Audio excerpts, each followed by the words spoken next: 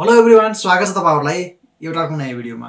आजको यस भिडियोमा तपाईहरुलाई नेशनल आइडेन्टिटी कार्ड जसलाई हामीले राष्ट्रिय परिचय पत्र भन्छौं, त्यो राष्ट्रिय परिचय पत्र बनाउनको लागि अनलाइन आवेदन कसरी दिने त्यो कुरा सिकाउने छु।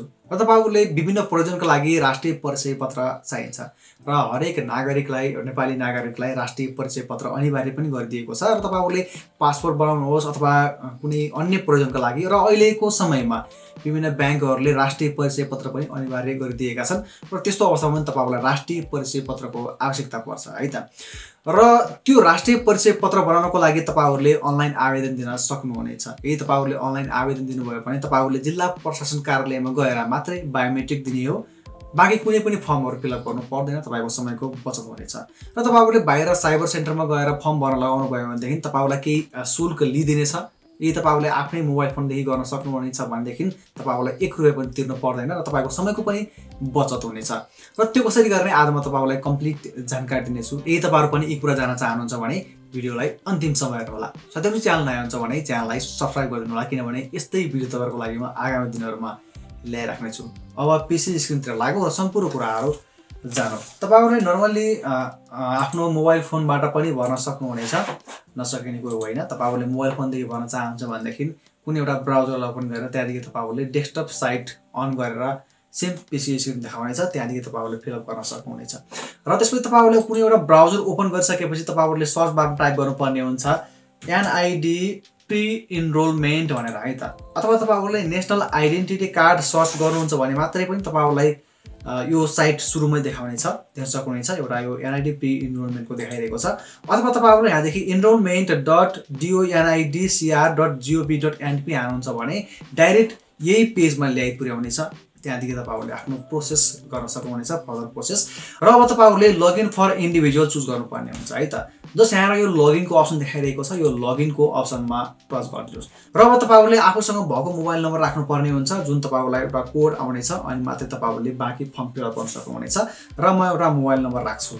र अब मोबाइल नम्बर राखिसकेपछि यहाँ एउटा एरो देखाइरहेको छ, यो एरोमा क्लिक गरिदिनुस् र तपाईहरुलाई एउटा 4 अङ्कको ओटीपी आउनेछ है त। तपाईले जुन नम्बर राख्नु भएको छ त्यो नम्बरमा चाहिँ ओटीपी आउनेछ र त्यो ओटीपी हान्नु पर्ने हुन्छ है त। तपाईहरुले ओटीपी राख्ने बित्तिकै अटोमेटिकली यसले रिसिभ गर्नेछ र अर्को पेजमा लैजानेछ। र अब तपाईहरुले यहाँदेखि एउटा न्यू इनरोलमेन्ट भनेर अप्सन भेट्नुहुनेछ, त्यसमा जानुपर्ने हुन्छ है त। यदि तपाईहरुले मोबाइल फोनदेखि गर्दै हुनुहुन्छ भने पनि सेम प्रोसेस हो, यही न्यू इनरोलमेन्टमै जानु होला। र अब तपाईहरुले यहाँ के एउटा सूचना पनि दिएको छ, ध्यान दिनुपर्ने कुराहरु भनेको छ। यो सर्व पढ्नुस्, तपाईहरुलाई आवश्यक पर्छ भनेपछि। र अब तपाईहरुले फर्म फिल अप गर्न सक्नुहुनेछ है त। तपाईहरुले आफ्नो केही जानकारीहरु दिनुपर्ने हुन्छ। एप्लिकेन्ट डाटा भनेको छ र यो एप्लिकेन्ट डाटामा तपाईहरुले आफ्ना पर्सनल डिटेलहरु राख्नुपर्ने हुन्छ। त्यसै गरी कन्ट्याक्ट डिटेल पनि छ, फेमिली डिटेल छ, अपोइन्टमेन्ट छ र प्रिभ्यू गरेर तपाईहरुले सबमिट गर्न सक्नुहुनेछ।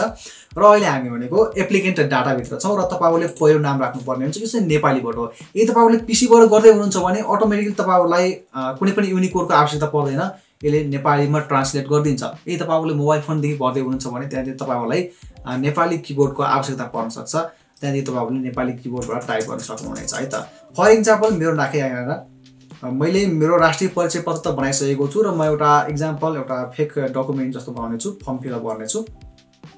र यहाँदेखि मैले MOH यान मात्रै हान्न बित्तिकै मोहन आइसकेको छ है त।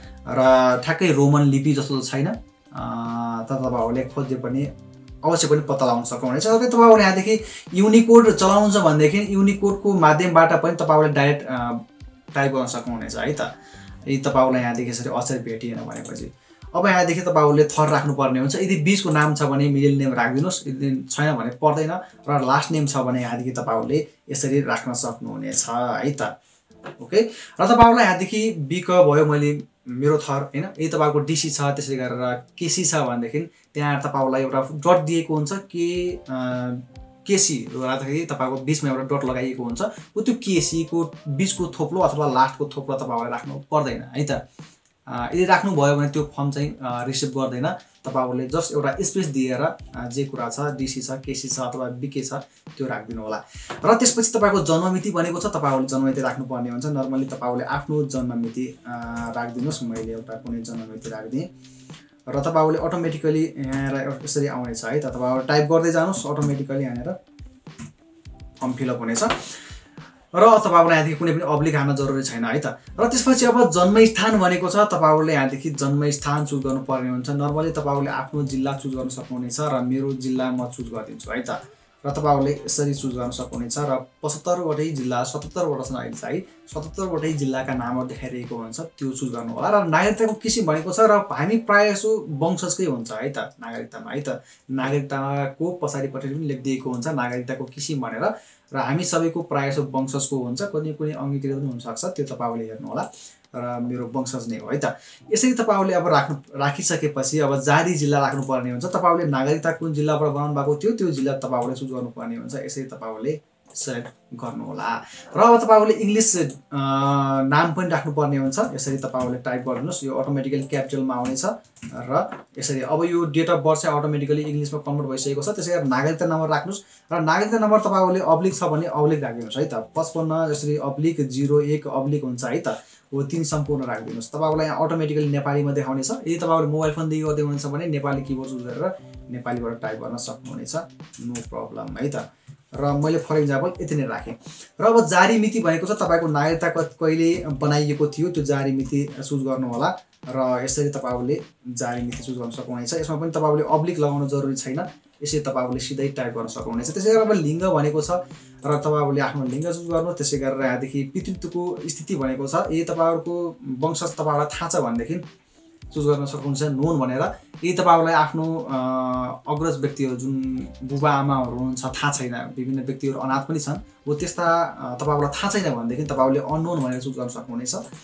र अहिले मेरो नोन नै गराएँ। त्यसपछि शैक्षिक योग्यताको कुरा गरेको छ, तपाईको शैक्षिक योग्यता कुन हो। त्यसैगरी जात जातिको कुरा दिएको छ, विभिन्न जात जातिहरु दिएको छ। र यसै तपाईहरुले आफ्नो जात जाति चुज गर्न सक्नुहुनेछ है त। अथवा तपाईहरुले दलित हुन्छ भनेदेखि यहाँदेखि दलित अन्य भनेर देखाइरहेको छ, यसमा चुज गरिदिनुस्। र त्यसपछि अब वैवाहिक स्थिति गराएको छ, विवाहित अविवाहित सिंगल म्यारिड अनम्यारिड यो चुज गरिदिनुस्। त्यसैगरी व्यवसायको स्थिति भनेको छ, तपाईहरुले कुन व्यवसाय गर्नुहुन्छ त्यो चुज गर्न सक्नुहुनेछ। मैले त्यसो चुज गरेँ। र धर्मको कुरा गरिरहेको छ, तपाई कुन धर्म मान्नुहुन्छ त्यो चुज गरिदिनुस्। र अब तपाईहरुले यति गरिसकेपछि एप्लिकेन्ट डाटा भित्र सम्पूर्ण कुराहरु फिलअप गरिसक्नु भएको छ। र यति गरिसकेपछि नेक्स्ट गराइदिनुस्। र अब तपाई कन्ट्याक्ट डिटेलमा आइपुग्नु हुनेछ। र तपाईहरुले सबैभन्दा पहिले फोन नम्बर राख्नुपर्ने हुन्छ, कुनै एउटा यसरी फोन नम्बर यहाँ टाइप गरिदिनुस्। र त्यसपछि अब प्रदेश भनेको छ, नर्मली मेरो कर्णाली प्रदेश हो र मैले कर्णाली प्रदेश हो, तपाईहरुले आफ्नै चुज गर्नु होला। र अब तपाईहरुले यहाँदेखि गाउँपालिका नगरपालिका चुज गर्नुपर्ने हुन्छ। यहाँनिर सिलेक्ट लोकल लेभल भनेको छ, र यहाँ सो गरिरहेको छ यहाँ तपाईको गाउँपालिका चुज गर्नुपर्ने हुन्छ है त। तर मेरो म अहिले सो गरेर। त्यसैगरी तपाईहरुले यहाँदेखि तपाईको टोलको नाम लेख्नुपर्ने हुन्छ, टोलको नाम तपाईहरुले लेख्न सक्नुहुनेछ। र यहाँदेखि तपाईहरुलाई अलिकति थाहा पाउन गाह्रो पनि हुन सक्छ है, सायद मेरो यहाँ छाया क्षेत्र हो तर छाया क्षेत्र लेख्न मिलिरहेको छैन, त्यो कारणले मैले यसरी यहाँदेखि गुगल इनपुट टुल पनि युज गर्न सक्छु। यदि तपाईहरुले अन्य युनिक कोड युज गर्नुहुन्छ भनेदेखि त्यहाँदेखि तपाईहरुले इजिली टाइप गर्न सक्नुहुनेछ है त। मैले यहाँदेखि छाया क्षेत्र भनेर यो तरिकाले टाइप गर्न सक्छु है त। यदि तपाईहरुले युनिक कोड युज गर्नुहुन्छ भने यो एउटा फाइदा पनि रहेको छ। र यहाँदेखि जिल्ला चुज गर्नुपर्ने हुन्छ, जिल्ला सल्यान, मेरो सल्यान रहेको छ, वडा नम्बर 6 रहेको छ, र भिलेज गाउँको नाम चाहिँ यही रहेको छ। यसलाई मैले जस्ट कपी गरेर यहाँदेखि मैले पेस्ट गरिदिन्छु। यो चाहिँ अहिले कपी भएको छैन, सायद इंग्लिश मागेको रहेछ, त्यो कारणले कपी भएको रहेनछ। र अब तपाईको यहाँदेखि एउटा copy permanent address to temporary address भनेको छ। तपाईको पर्मानेन्ट एड्रेस र टेम्पोरेरी एड्रेस एउटै हो भने तपाईहरुले यहाँदेखि यसले चुज गर्न सक्नुहुनेछ। यदि तपाईहरुको फरक हो टेम्पोरेरी एड्रेस, हाल तपाई अहिले फरक एड्रेसमा हुनुहुन्छ भनेदेखि फरक पनि चुज गर्न सक्नुहुनेछ। र यति गरिसकेपछि नेक्स्ट गराइदिनुस्। तर अहिले यो सेलेक्ट नेक्स्ट भएको छैन र अहिले दियो सायद है त। अघि यो सेलेक्ट भएको थिएन, अहिले सेलेक्ट भएको छ। र म मेरो गाउँपालिका चुज गर्छु र अब म नेक्स्ट गराइदिन्छु। र यति गरिसकेपछि तपाईहरुले यहाँदेखि अब फेमिली डिटेल वहाँ फर्म भर्नुपर्ने हुन्छ। तपाईको पारिवारिक सदस्यहरुको नाम राख्नुपर्ने हुन्छ। सिम्पली तपाईहरुले यहाँदेखि बुबाको नाम राख्नुपर्ने हुन्छ। फादर्स डिटेल हो, तपाईहरुले यहाँदेखि बुबाको नाम राख्नुस्, थर राखिदिनुस्। त्यसै गरेर बुबाको नागरिकता नम्बर थाहा छ भने राखिदिनुस्, नत्र पर्दैन। राष्ट्रियता भनेको छ नेपाली नै हुन्छ। जति पनि यो रेड स्टार बनाइरहेको छ यिनी चाहिँ अनिवार्य हुन्, कम्पलसरी छन्, यिनी चाहिँ तपाईहरुले भर्नै पर्ने हुन्छ, बाँकी तपाईहरुले नभर्दा हुन्छ, नो प्रब्लम है त। यो तरिकाले तपाईहरुले यहाँदेखि यसरी फर्म भर्न सक्नुहुनेछ। र अब यहाँदेखि फादर्स पर्मानेन्ट एड्रेस भनेको छ, यहाँदेखि तपाईहरुले copy applicant's permanent address to father's permanent address भनेर तपाईले जुन अघि माथि चुज गर्नु भएको थियो तपाईको एड्रेसमा त्यही एड्रेसलाई सेम तपाईहरुले तल ल्याउन सक्नुहुनेछ। त्यसैगरी आमाको एड्रेस भनेको छ, आमाको नाम थर भनेको छ, आमाको नाम थर पनि तपाईहरुले यसरी नै फिलअप गरिदिनुस्। र मैले गरिसकेको छु र आमाको एड्रेस पनि सेम माथिकै एड्रेसलाई कपी गरिदिएँ मैले। त्यसै गरेर ग्रान्डफादर भनेको छ अनि तपाईँको हजुरबुवाको नाम राख्नुपर्ने हुन्छ। यसरी तपाईँले हजुरबुवाको यो डिटेलहरू भरिसकेपछि अलिकति डाउन जानुहोस् र तपाईँको अब हजुरआमाको राख्नु भनेको छ, तपाईँले हजुरआमाको नाम त राख्न सक्नुहुनेछ है त। तपाईँले हजुरबुवाको सम्मको चाहिँ डिटेलहरू करेक्ट नै राख्नुहोस्। यदि हजुरआमाको नाम थाहा छैन भने नराख्दा फरक पर्दैन, तर राख्नै पर्ने हुन्छ। तर अन्य कुनै नाम राख्न सक्नुहुनेछ, नो प्रब्लम है त। तपाईँहरूलाई नर्मली चाहिने भनेको बाजेको नाम हो, बुवाको नाम चाहिँदैन।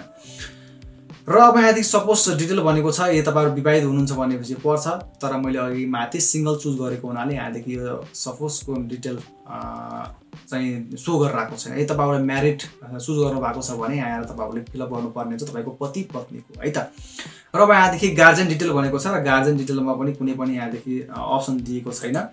र अब यति गरिसकेपछि अब नेक्स्ट गराइदिनुहोस् है त। अब तपाईँ यहाँदेखि अपोइन्टमेन्ट डेट चुज गर्नुपर्ने हुन्छ, अपोइन्टमेन्ट लोकेसन चुज गर्नुपर्ने हुन्छ। अपोइन्टमेन्ट भनेको तपाईँ जुन ठाउँमा गएर तपाईँको बायोमेट्रिक दिनुहुन्छ, बायोमेट्रिकमा तपाईँको फोटो खिचिन्छ, हातको स्क्यानहरू राखिन्छ, तपाईँको सिग्नेचर हुन्छ, तपाईँको आँखाको स्क्यान पनि राख्ने गरिन्छ। हो त्यो चिजहरू दिन तपाईँहरू कुन ठाउँमा जान चाहनुहुन्छ त्यो ठाउँ सेलेक्ट गर्नुपर्ने हुन्छ। यहाँ देखाइरहेको मध्येको कुनै नजिकको स्थान छ भने त्यसलाई तपाईँहरूले चुज गर्न सक्नुहुनेछ। यदि यहाँदेखि तपाईँले टाढा हुनुहुन्छ, यो लोकेसनभन्दा टाढा हुनुहुन्छ भनेदेखि तपाईँले आफ्नै जिल्लाबाट गर्न चाहनुहुन्छ भनेदेखि अदर चुज गरिदिन सक्नुहुनेछ है त। यदि तपाईँले यिनी कार्यालय चुज गर्नु भएको छ भने यहाँदेखि यो डेट पनि सेलेक्ट गर्नुपर्ने हुन्छ। यदि तपाईँले अदर्स गरिदिनु भयो भने यहाँदेखि तपाईँले डेट चुज गर्न नपर्ने हुन्छ। तपाईँले डेट चुज नगरेरै फर्म भर्न सक्नुहुनेछ। र तपाईँले जति पनि डेट राख्नु भएको छ त्यो डेटमा पुग्नुपर्छ भन्ने छैन, तपाईँहरू 1-2 दिन लेट जान सक्नुहुनेछ। र अहिले अन्य गराइसकेपछि यहाँदेखि डेट नै राख्ने अप्सन दिएको हुँदैन, झन् इजी नै भइहाल्यो। र अब तपाईँहरू प्रिभ्यूमा आइपुग्नुहुनेछ र प्रिभ्यूमा आएर तपाईँहरूले यहाँदेखि यसरी यो तरिकाले तपाईँका सम्पूर्ण कुराहरू भेट्न सक्नुहुनेछ। र यहाँदेखि तपाईँहरूले फर्ममा कुनै पनि कुरा मिस्टेक गर्नु भएको छ भने प्रिभ्यूमा गएर यहाँदेखि प्रिभ्यू गरेर कुन ठाउँमा मिस्टेक भएको छ त्यसलाई सच्याएर अगाडि बढाउन सक्नुहुनेछ। र यसरी हेरिसकेपछि सबै कुरा ठिक छ भनेपछि अब सबमिट गराइदिनुहोस् है त। र आर यु स्योर भनेको छ है त, तपाईँ के ढुक्क हुनुहुन्छ भनेको छ है त। यो एकचोटि सबमिट गरिसकेपछि एडिट गर्न मिल्दैन पनि भनेको छ, त्यो कुरा ध्यान दिनु होला। जति सच्याउनु पर्ने हो पहिले नै सच्याउनुहोस्। र अब ओके गराइदिएपछि यो अब फर्म सबमिट भइसकेको छ है त। र यो फर्म सबमिट भइसकेको छ, तपाईँहरूले यहाँदेखि जस्ट यो प्रिन्टको अप्सन देखाइरहेको छ, यो प्रिन्टको अप्सन जानुहोस् र यदि प्रिन्टर छ भने प्रिन्ट गर्नुहोस्, होइन भने तपाईँहरूले यहाँदेखि यसरी डाउनलोड पनि गर्न सक्नुहुनेछ। जस्ट यहाँदेखि यो सेभ एज पिडिएफ गराइदिनुहोस् र अब यो सेभ गराइदिनुहोस्। र मैले कुन ठाउँमा गरेँ डेस्कटपमा गरिदिन्छु, ओके सेभ।